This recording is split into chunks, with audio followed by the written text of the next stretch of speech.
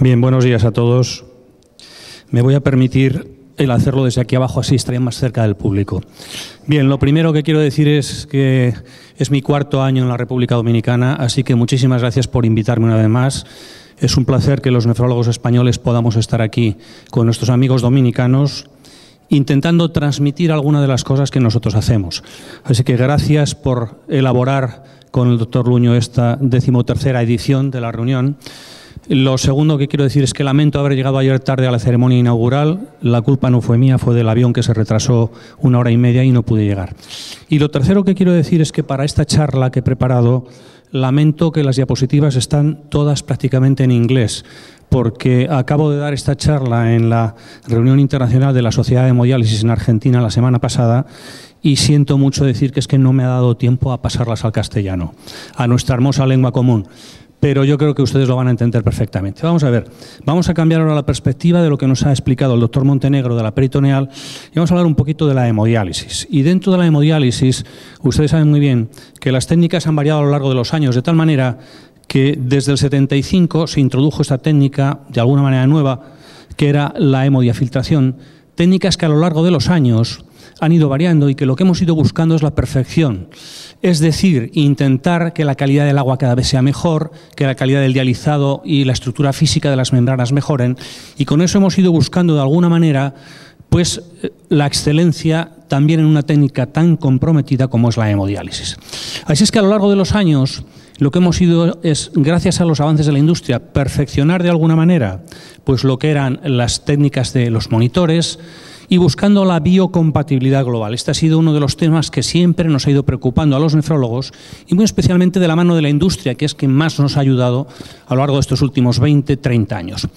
Se han mejorado mucho las estrategias de la calidad del agua, se han mejorado las estrategias de la calidad del dializado y con todo eso hemos ido logrando pues algunas ventajas. Bueno, desde el año 75, como decíamos antes, se ha introducido realmente las técnicas de hemodiafiltración. Pero nosotros sabemos muy bien que los pacientes renales son pacientes que están inflamados de una forma crónica, inflamación de bajo grado que va incrementándose a lo largo de los años.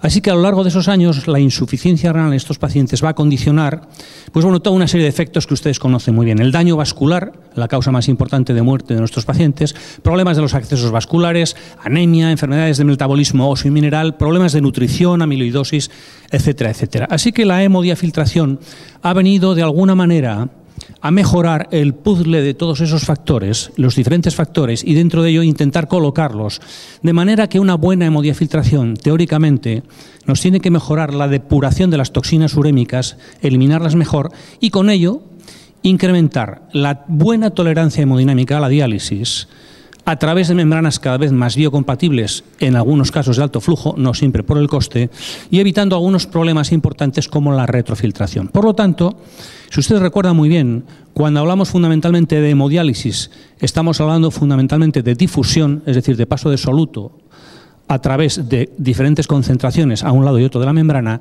y cuando estamos hablando de hemodiafiltración estamos fundamentalmente hablando de convección, es decir, vamos a ultrafiltrar más y vamos a incrementar de alguna manera la eliminación de algunas moléculas a base de esa mayor convección, un poquito más de difusión y aprovechando las capacidades absortivas de la membrana.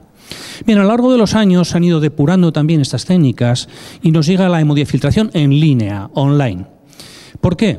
Pues bueno, lamento que esté en inglés, pero yo creo que es fácil de traducir. ¿Cuál es la característica fundamental de la hemodiafiltración en línea?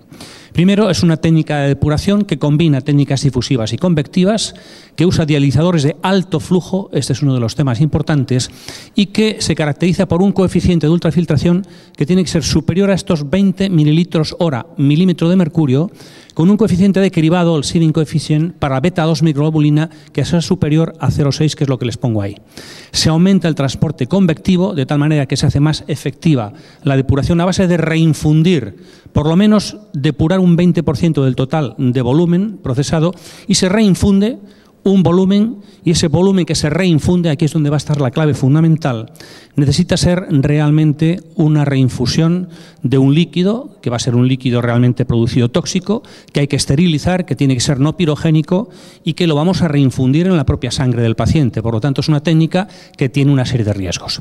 Así es que, a través de esta técnica de la hemodiafiltración, lo que vamos a conseguir es, con más convección, realmente filtrar más moléculas, eliminar más solutos. Bien, esto es fundamentalmente el esquema de la hemodiafiltración en línea. Tenemos un dializador que tiene dos partes, la superior y la inferior. Lamento que me parece que no se ve, yo creo que no se ve prácticamente bueno, lo siento mucho, el láser.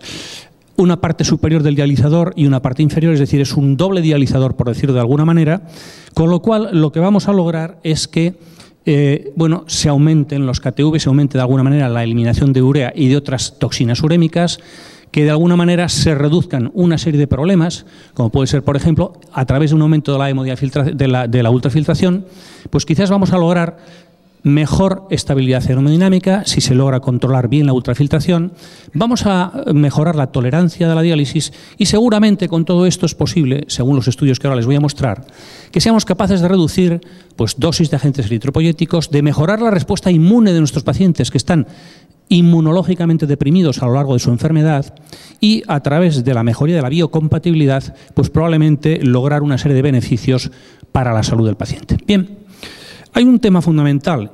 Hay varias maneras diferentes de hacer la hemodiafiltración: predilucional, postdilucional y dos más que no les voy a pasar un poquito por alto, la mid-dilution y la mixta, la mixed dilution.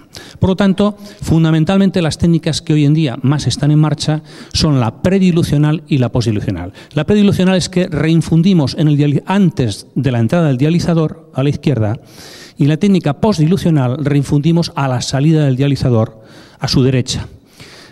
Ambas tienen sus inconvenientes y sus ventajas. En la técnica predilucional realmente se utilizan menos litros al final y se aumenta la concentración, la eliminación de moléculas medianas, toxinas urémicas medianas, y en la postdilucional lo que va a pasar es que probablemente vamos a poder, a través del volumen convectivo, aumentar la eliminación de pequeñas y medianas moléculas y aumentando la capacidad de ultrafiltración.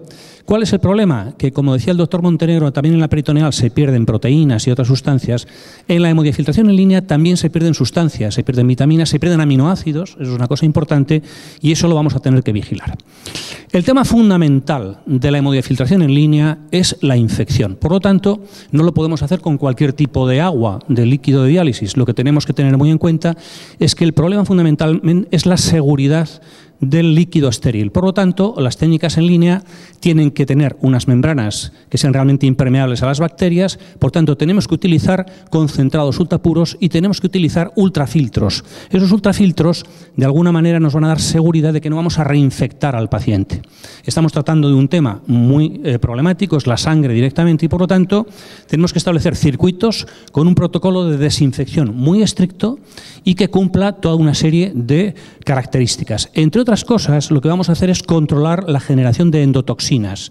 Ese es un tema muy importante, con una serie de tests que nos van a dar la seguridad para poder hacerlo. Así que, con esta técnica vamos realmente a poder introducir nuevas prescripciones de diálisis. Y esas nuevas prescripciones, pues probablemente van a alcanzar a un paciente muy importante que nos acaba de explicar el doctor Montenegro, que es el paciente diabético, y probablemente a pacientes que tengan problemas de riesgo cardiovascular incrementado. Y ahí tenemos pues a todos los pacientes renales. Así que las técnicas convectivas bien aplicadas, de alguna manera las podemos utilizar en pacientes agudos, pero fundamentalmente yo de lo que les voy a hablar es de los pacientes crónicos. A través de estas técnicas probablemente vamos a intentar disminuir la producción y generación de citoquinas y seguramente con todo eso vamos a lograr disminuir la respuesta inflamatoria, disminuir el riesgo cardiovascular de nuestros pacientes, vigilar mucho el tema de la malnutrición y una serie de problemas que vamos a analizar de una forma rápida. Bueno, a lo largo de los años, de estos últimos 10-15 años, ha habido técnicas que se han aplicado y hay estudios muy importantes. Por ejemplo, ese es un estudio que comparaba técnicas de hemodiálisis convencional con hemodiafiltración. Es el estudio de Bonforte, estamos hablando ya del año 2002, y lo que se demostraba es que probablemente en este estudio se disminuían las dosis de eritropoyetina y se mejoraba discretamente el KTV de los pacientes, es decir, la depuración de la urea. Aquí hay un estudio muy interesante de nuestro colega, el doctor Francesc Maduell, del Hospital Clínic de Barcelona. Maduell, ustedes saben que es una persona que estudia mucho los temas de diálisis, que es un experto también en hemodiafiltración, y lo que demostró Maduell es que comparando hemodiafiltración y hemodiafiltración en línea, lo que veía era, comparando alta permeabilidad con hemodiafiltración en línea, es que mejoraba el KTV, que se reducía el coeficiente de reducción de la urea y que además mejoraba la beta-2 microglobulina y se disminuían las dosis, a ver si lo logro bien, de agentes eritropoyéticos, manteniendo el tema de la anemia estable. Por lo tanto, parecía que la hemodiafiltración en línea tenía una serie de ventajas, ofrecía una serie de ventajas desde el punto de vista de buen control de una serie de parámetros. Bien, hay más cosas. Evidentemente, con estas técnicas se han inventado otras. Y, por ejemplo, una de las cosas que se ha estado buscando es la diálisis sin acetato, la diálisis libre de acetato. Ustedes saben que el acetato es una molécula que se ha introducido en los líquidos de diálisis para evitar la precipitación, la formación fundamentalmente de precipitados de contenido cálcico. Entonces, a lo largo de los años, lo que hemos visto es que el acetato se introducía para esta precipitación, para evitarla, pero lo que ocurría es que el acetato, de alguna manera, pues induce más dislipemia, produce más inestabilidad cardiovascular, vasodilatación a través del óxido nítrico, en fin, una serie de problemas que se han intentado eliminar a lo largo de los años. Y por eso se han inventado los concentrados libres de acetato, sin nada de acetato. Aunque dialicemos con bicarbonato, siempre ese bicarbonato lleva una pequeña concentración de acetato. Esa pequeña concentración, de alguna manera, lo que busca es lo que les decía antes, evitar los precipitados. Entonces, cuando se dializa sin acetato, lo que pasa es que en vez de utilizar clorhídrico, lo que se hace es que se utiliza el líquido sin acetato, que va a generar agua, y con lo cual no va, de alguna manera, a generar más radical ácido.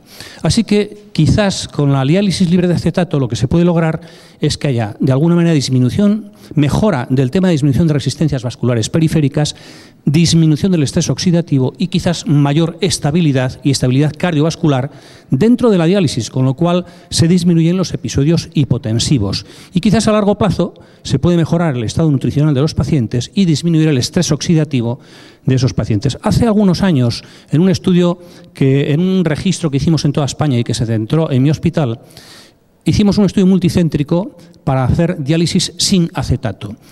Eran 3 fases, una fase A, B y C, en la cual, utilizando membranas de alta permeabilidad, dializábamos con bicarbonato normal, después con esta fórmula, la PHF 2000 de Belco, diálisis con bicarbonato y una pequeña cantidad de acetato, y después una tercera fase sin nada de acetato. Lo que se buscaba era ver si realmente éramos capaces de disminuir el número de hipotensiones arteriales, estudiar los parámetros de inflamación y la estabilidad cardiovascular de nuestros pacientes, con un buen control del problema fundamentalmente infeccioso, las endotoxinas, y con cultivos bacterianos.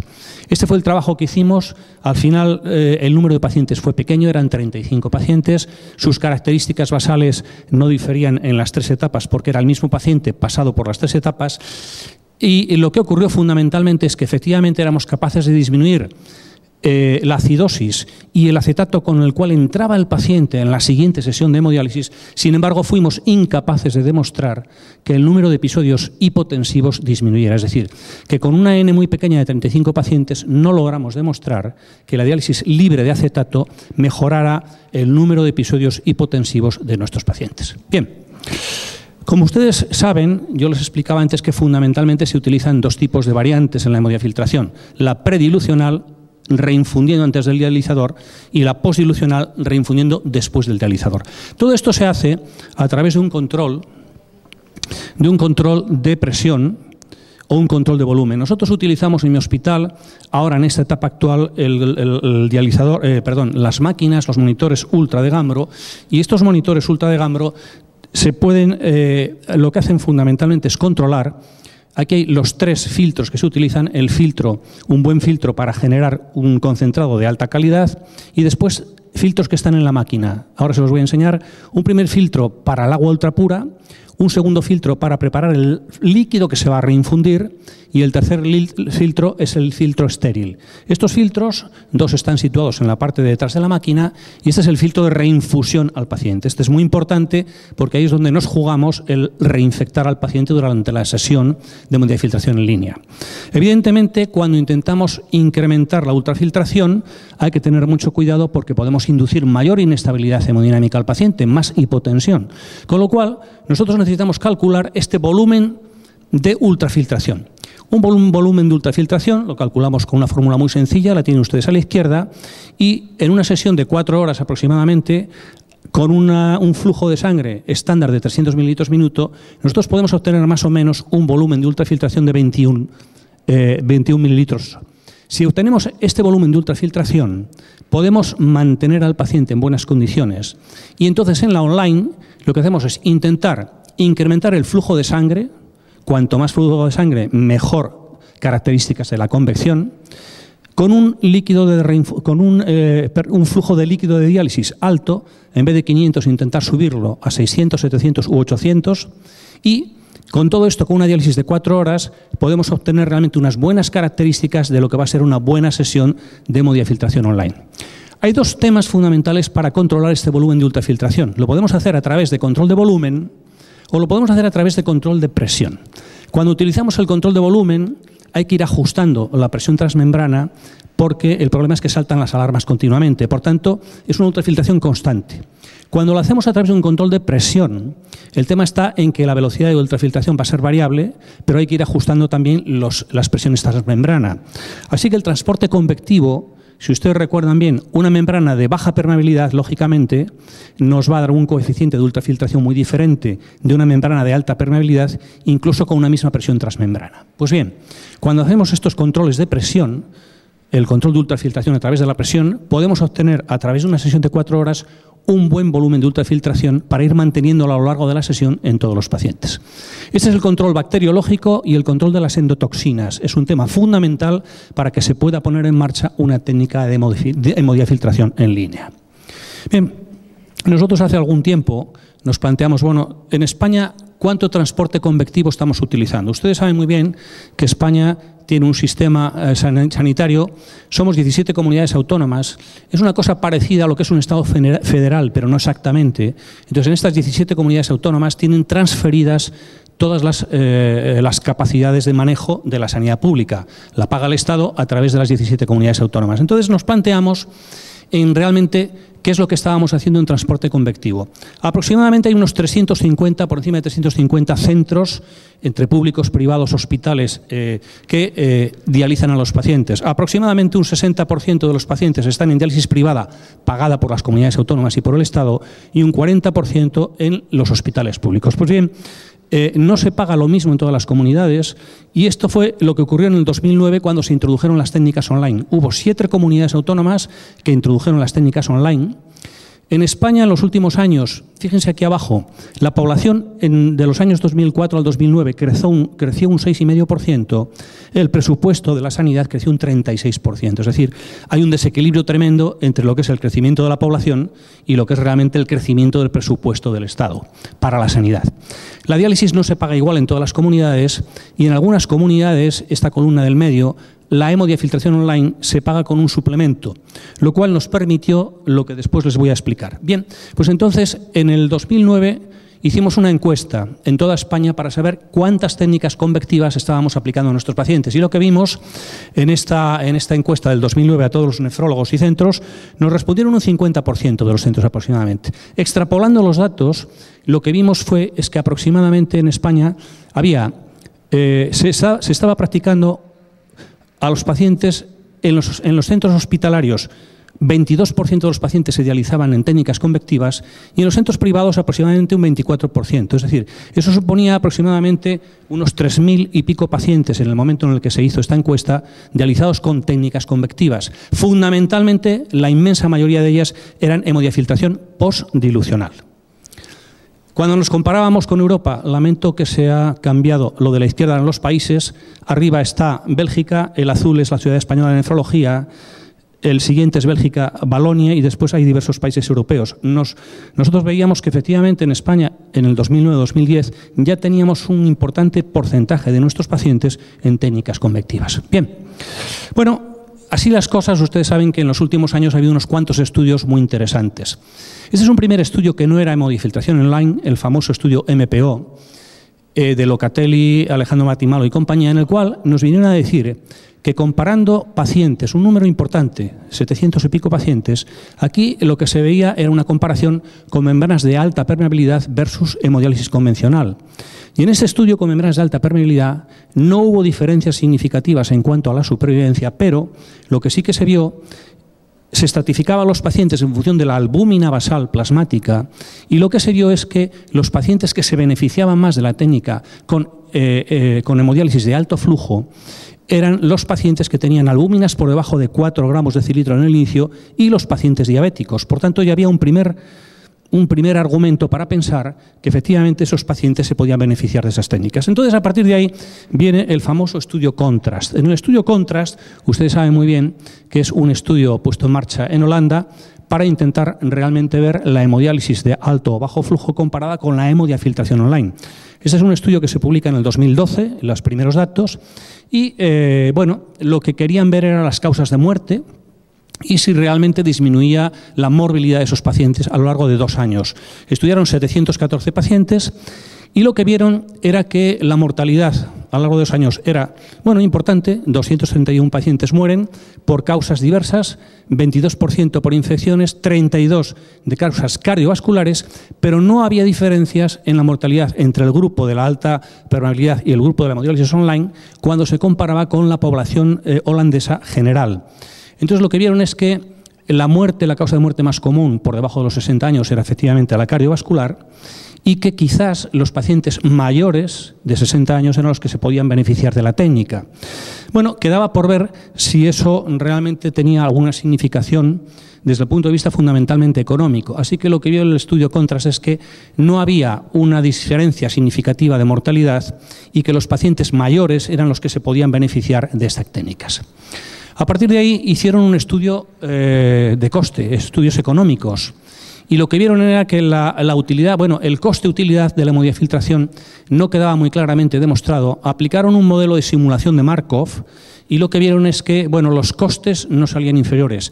Estamos hablando aquí en euros y estamos hablando en euros del año 2009, lo cual significa que hace 4 años y que probablemente hoy día las cosas hayan cambiado un poquito. Pero en cuanto a costes-efectividad, ellos demostraron que no había una superioridad de la técnica online en línea respecto a la diálisis de alto flujo.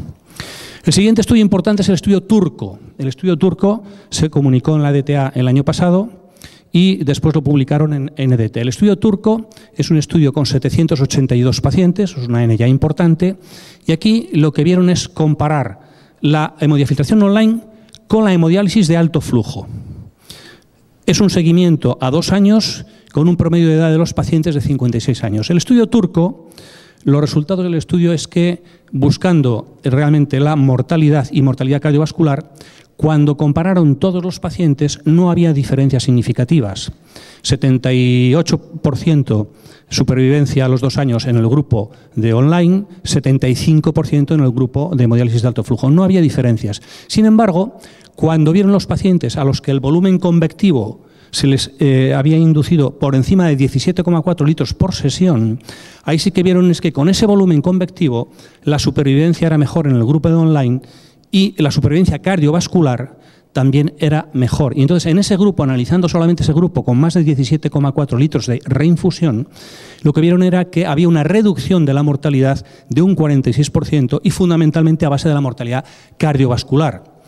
Así es que probablemente con ese volumen de 17,4 litros de reinfusión sí que podía haber un beneficio de la técnica en cuanto a la variable dura que supone la mortalidad. Bien, con todo esto, Bernard Canot, ustedes saben que es una persona que entiende muchísimo de diálisis y mucho más de técnicas convectivas, dijo que probablemente para buscar beneficios en la supervivencia había que plantearse si realmente la online era mejor o no y que probablemente la cuestión fundamental está en cuál es el volumen de reinfusión que se hace a esos pacientes en nuestras técnicas. Así que el volumen de la convección es posiblemente lo que pueda tener un mayor impacto en realmente la supervivencia de estos temas.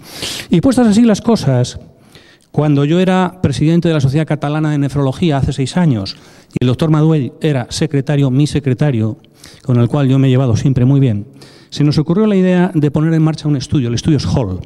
El estudio SHOL era un estudio de comparar la supervivencia a 3 años de los pacientes en técnicas de hemodiálisis cuando comparábamos el paciente en hemodiálisis, casi todos de alto flujo, con el paciente en técnicas convectivas. Tuvimos la suerte de que en aquel momento la Administración catalana fue sensible al tema y pagaba un costo diferencial para poder, en los centros de diálisis, no digo ya en los hospitales, dializar esos pacientes con técnicas convectivas.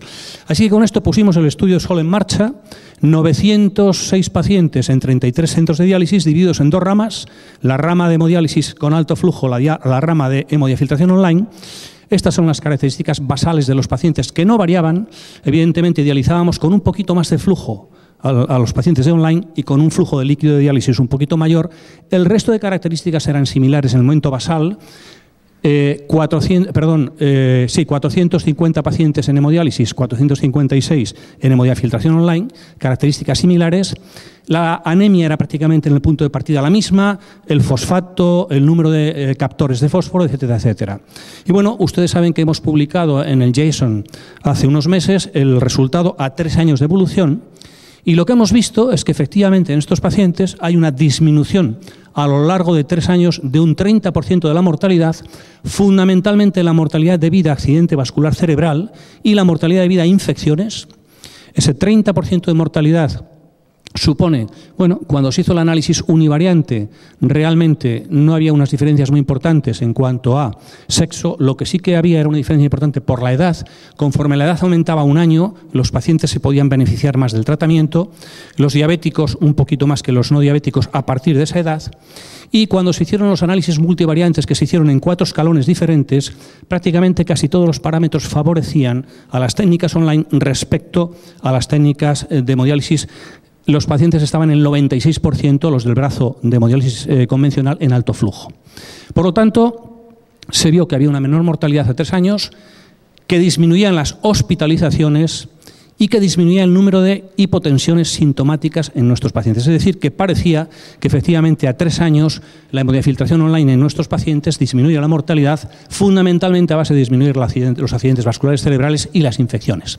Bueno, a partir de ahí, en el mismo número del JSON, una persona que había participado en el estudio CONTRAST, Peter Blackstein, hizo una serie de reflexiones diciendo que probablemente, las técnicas online son técnicas, esto iba fundamentalmente dirigidos a los norteamericanos, a los USA, porque ellos no practican esas técnicas, diciendo que probablemente en este momento somos capaces de generar líquidos de sustitución baratos, libres de pirógenos, que pueden ser seguros desde el punto de vista de la reinfusión, que son técnicas aceptables, que el problema fundamental es el tema microbiológico, que evidentemente hay un coste, y eso es uno de los problemas importantes, que quizás lo que haya que estudiar bien es qué tipo de subgrupo de pacientes se pueden beneficiar más de estas técnicas y que lo que no podemos pensar es que tengamos que exigirle mejores cualidades y técnicas a la técnica de hemodiafiltración online, exigirle más de lo que exigimos a la técnica de hemodiálisis convencional. Así que, mis reflexiones para todos ustedes es que efectivamente cuando nosotros decidimos el tratamiento sustitutivo de un paciente, quien lo tiene que decidir es el nefrólogo, de acuerdo con el propio paciente, explicándole bien lo que hay, informando bien al paciente, y es el nefrólogo el que tiene que decir qué es lo que se hace, no las administraciones. Por lo tanto, somos nosotros los que tenemos la responsabilidad, tenemos que individualizar muy bien el tipo de paciente, tenemos que seguir investigando e innovando, y esto muchas veces, la mayoría de las veces lo hacemos de mano de la industria, y evidentemente hay un problema. El problema es cómo se sostienen los sistemas sanitarios. Como se ha dicho a lo largo de esta mañana aquí, nosotros en España en este momento tenemos un importante problema económico. El sistema sanitario español cubre a la población el 100% y mantener ese sistema es muy caro. Mantener los sistemas de diálisis es caro. Ustedes saben que los pacientes renales, aproximadamente hay unos 50.000 enfermos en estadio 5 en España. La mitad de ellos están trasplantados con un riñón funcionante, la otra mitad en técnicas de diálisis, y esos suponen un porcentaje pequeño de la población. Significa que ese porcentaje pequeño de la población se come un 2,5%, 2,6% del presupuesto sanitario español. Por lo tanto, la sostenibilidad del sistema es un tema importante, todos tenemos que contribuir a ello, pero con esto acabo. Lo que yo les quería decir es que las técnicas de diálisis van cambiando, que podemos hacerlo mejor cada vez, que las técnicas de hemodiálisis han mejorado. Hay algunos que dicen, fundamentalmente los que se dedican más a esto, que una mala hemodiafiltración online es mejor que cualquier buena hemodiálisis. Yo no sé si eso es verdad o no, pero realmente una buena hemodiafiltración online bien hecha puede soportar una serie de beneficios al paciente. Y evidentemente estos últimos estudios nos dan evidencia de que hay cosas que pueden mejorarse para los pacientes. El tema fundamental está en el coste. Y ese coste, si todos nos pusiéramos de acuerdo con la industria, probablemente los costes podrían disminuirse y seguramente lograríamos que nuestros enfermos estuvieran mejor dializados, disminuiría la inflamación, disminuirían las comorbilidades. Bueno, esta frase la traducí cuando por el Internacional de Diálisis, pero en castellano creo que se entiende mucho mejor. Es una frase de Mario Benedetti, que decía que ahora que teníamos las respuestas y que creíamos que eran adecuadas, nos han cambiado las preguntas. Así que mi cuestión final es que probablemente las técnicas convectivas y las técnicas online son excelentes para todos nuestros pacientes, que habrá que individualizar en función de los costes y que seguramente, si lo hacemos así, lo hacemos bien, probablemente podremos ocasionar muchos beneficios a los pacientes que actualmente están en técnicas sustitutivas. Y nada más, muchísimas gracias a todos por su atención.